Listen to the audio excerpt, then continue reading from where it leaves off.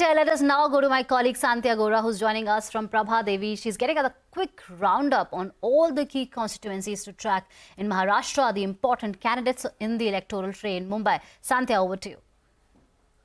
So polling is underway on 13 seats in Maharashtra. Out of these 13, 6 seats are in the capital city, Mumbai. Other than Mumbai, seats are Bhiwandi, Kalyan, Thane, Palghar, Dhule, Nashik and Dindori. Polling is underway in all these seats.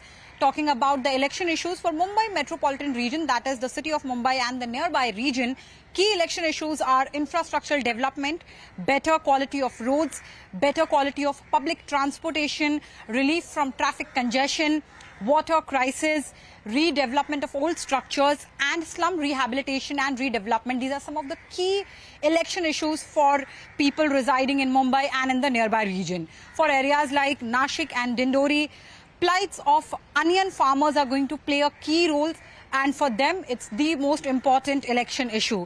The traders in that area, onion traders, also were upset with the union government because of various restrictions on the export of onions and then a complete ban. But a couple of weeks ago that ban was lifted, so that is going to come as a relief for the NDA as far as onion traders are concerned. Talking about the key candidates, for BJP, it's Piyush Goyal from North Mumbai.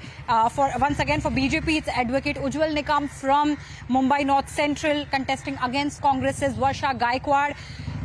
Dr. Shrikant Shinde, son of CM Eknath Shinde, is also contesting from Kalyan, and he is fighting against Vaishali Darekar.